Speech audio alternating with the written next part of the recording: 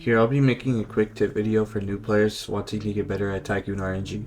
This video will be covering the most about ore vulnerabilities. Here I will be most likely talking about fire and acid. So fire and acid have an effect that can get rid of your ores by a time limit. For an example, on this fire multiplier, it has an effect where it melts the ore within 2.5 seconds. Not all of them will break down within 2.5 seconds, unlike this acid. Acid 1, which will break down in 4 seconds. A way to use a vulnerability upgraders is by placing them at the end of the Tycoon conveyor belt, so the effect doesn't break the ores before they are sold. There is another way to get rid of the effect by placing down an upgrader that gets rid of the effect, like this upgrader, which gets rid of the fire effect.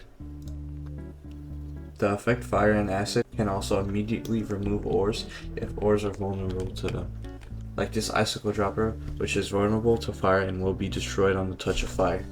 If an ore is on fire near an ore that is vulnerable to fire, the vulnerable ore won't break. You only have to worry about the upgraders that give the effect, so you have to be careful on which droppers you have down with upgraders.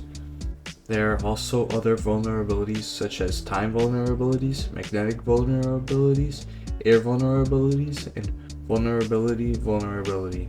A way to check if your Tycoon is functioning normal is by checking the sign that is near the spawn point. You should always read the description of a dropper before placing it down to make sure you're making as much money as possible in your Tycoon.